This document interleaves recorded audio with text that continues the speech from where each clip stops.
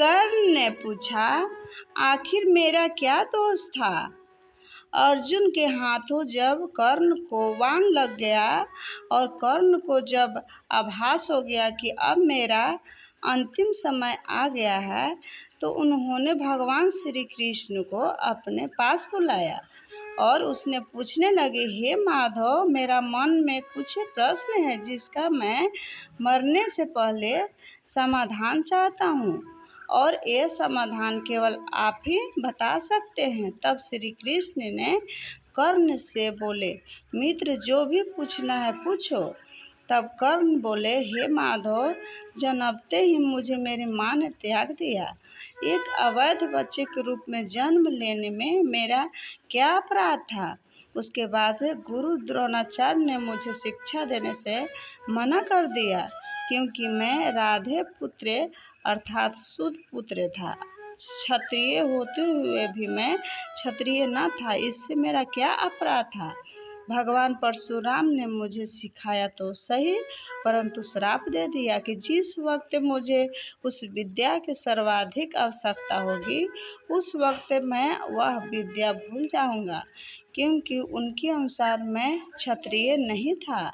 एक बार दुर्व्यवहार से एक गाय को बाण लग गया, जिससे उसकी मृत्यु हो गई और उसके मालिक ने मुझे श्राप दिया, जबकि मेरा कोई दोष नहीं था। इतना ही नहीं, द्रौपदी के स्वयंवर में मेरा अपमान किया गया।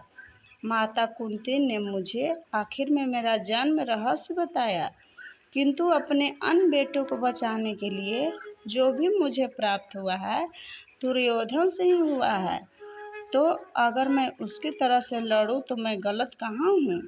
कर्ण के प्रश्न को सुनने के बाद भगवान श्री कृष्ण ने मुस्कुराते हुए उत्तर दिया और कहा, कर्ण, मेरा जन्म कारागार में हुआ। जन्म से पहले ही मृत्यु मेरी प्रतीक्षा में घात लगाई थी।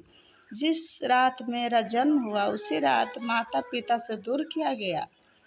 माधव ने आगे कहा, तुम्हारा बचपन खंडक, रथ, घोड़े, मनुष्य और वान के बीच उसके ध्वनि सुनने बीता।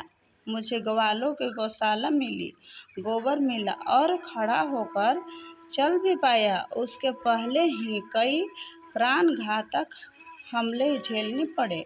कोई सेना नहीं था, कोई शिक्षा नहीं था, लोगों से ताने मिले ही। उनकी समस्याओं का कारण मैं हूँ। तुम्हारा गुरु जब तुम्हारे शौर्य की तारीफ कर रहे थे, उस उम्र में कोई शिक्षा भी नहीं मिली थी।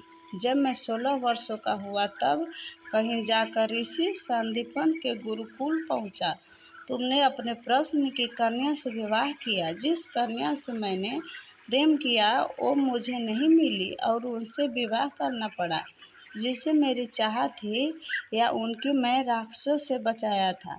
उन्हें जरासंध से बचने के लिए मेरे पूरे समाज को यमुना के किनारे से हटाकर एक दूर समुद्र के किनारे बसना पड़ा और युद्ध में रण छोड़कर जाना पड़ा, जिसके कारण मुझे रण छोड़ भी कहा गया।